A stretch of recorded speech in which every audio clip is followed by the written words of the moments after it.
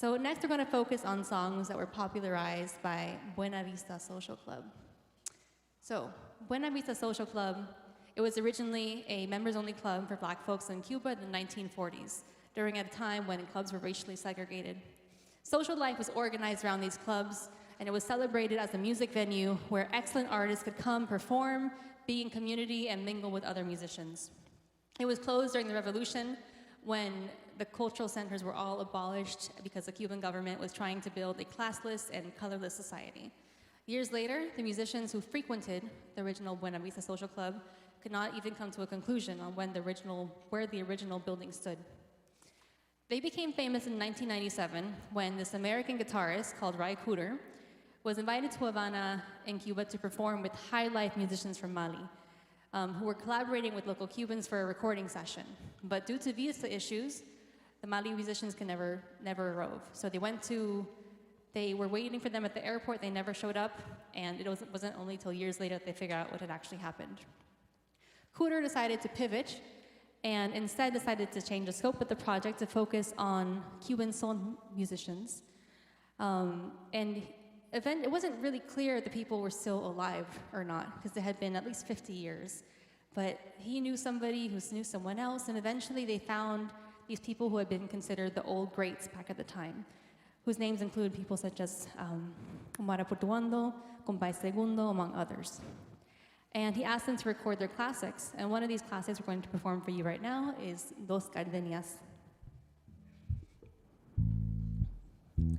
Another famous bolero is Dos Gardenias, written in 1945 by the Afro-Cuban composer Isolina Carrillo. She came from a musical family, and she made her first debut when the pianist of her father's orchestra called in sick. If Sergio called in sick, I would have a nervous breakdown, so I'm so glad that didn't happen. But it's also unique in that it's one of the first really early Cuban songs that is still known today that was written by a female composer. The song is a metaphor. It invokes the image of two gardenias, a ubiquitous Cuban flower that heralds spring, a sign of change and transition. And the two flowers are supposed to represent the heart of these two lovers, and the lover is warning the other that if this flower dies, it means that you abandoned me and that you don't truly love me, which would give me a lot of anxiety if someone gave me a plant and told me that. But with that,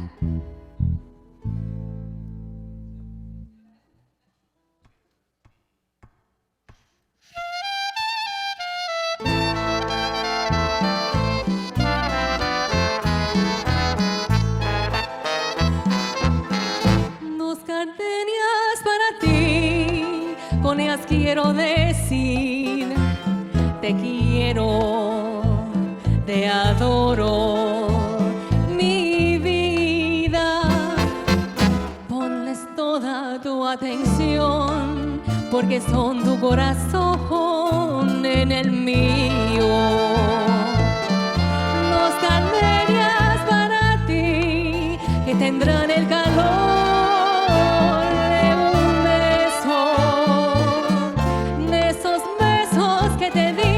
y que jamás encontrarás en el calor de otro querer. A tu lado vivirán y te hablarán como cuando estás conmigo, y hasta creerás que te dirán te quiero.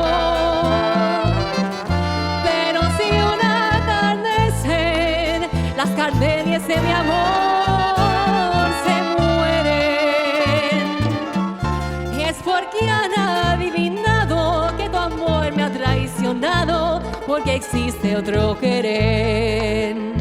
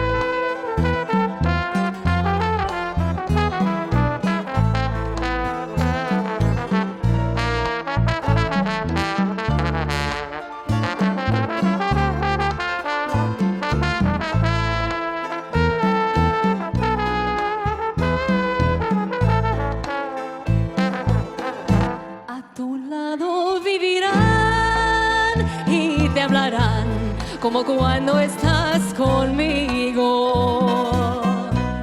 Y hasta creerás que te dirán te quiero, pero si una atardecen las gardenias de mi amor se mueren. Y es porque han adivinado que tu amor me ha traicionado, porque existe otro querer. Y es porque han adivinado que tu amor se ha terminado, porque existe otro querer.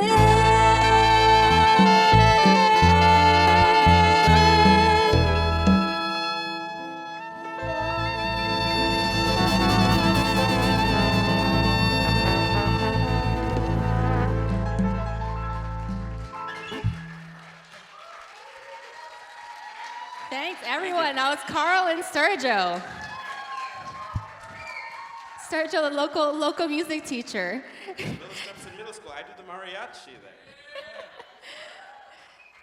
Throughout her life, Isolina gave different stories for why she titled the song Dos Gardenias. Her first explanation was based off of a student that she had, a young Colombian singer-songwriter who needed advice for a bolero he had written about gardenias. Days later, after she spent a lot of time composing with him, thinking about the way to structure a song, she hears that he has a birthday party, and she gives him a visit to celebrate.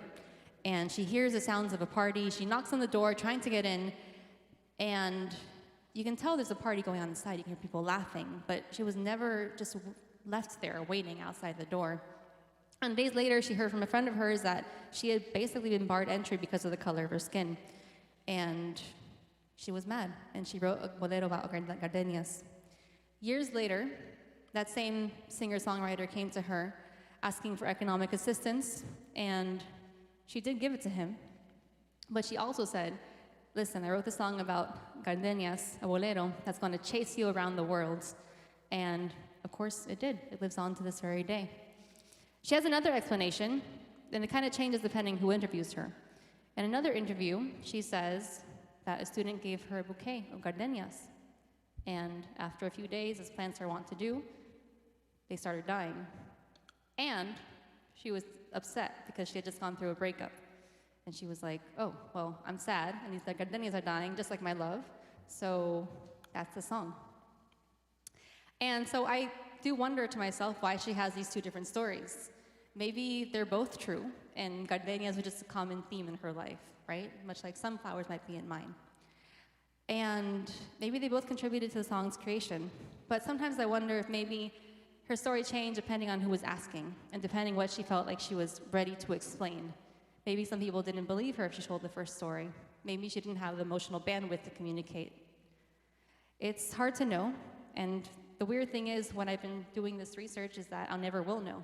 All I know is what people are telling me, and that in and of itself is hard to interpret. So the song faded into obscurity until it was revived by Buena Vista Social Club in 1996. The Buena Vista Social Club ended up becoming very famous. It generated a revival of interest in traditional Cuban music and Latin music more broadly. And there was a funny quote that I read somewhere which said, in the tourist quarters of Old Havana, it seemed as if every Cuban with a guitar had come out to sing Buena Vista Social Club. It was as if you were to go to Liverpool and find bands singing the Beatles songs on every street corner, which I thought was pretty, I like that quote. But obviously the fame was not without controversy. There was this resentment that, of course, Cuban music had to be given the stamp of approval by an American like Ry Cooder. Also, he was on Cuba for vacation. It was basically his plan B. And of course, this music wasn't actually representing what was happening in Cuba at the time. At the time, Cuban music had been evolving into another style known as timba, which was very technically complex and dealt with the struggles that were being dealt with by the people. Buena Vista Social Club was, I quote, a revivalistic, nostalgic picture that appeals to the tastes of the white middle-class exile community living in Miami, which is the community I come from, obviously. So the story that was being told by Buena Vista Social Club, or at least its popularization, was something that no longer represented the lived experiences of the people.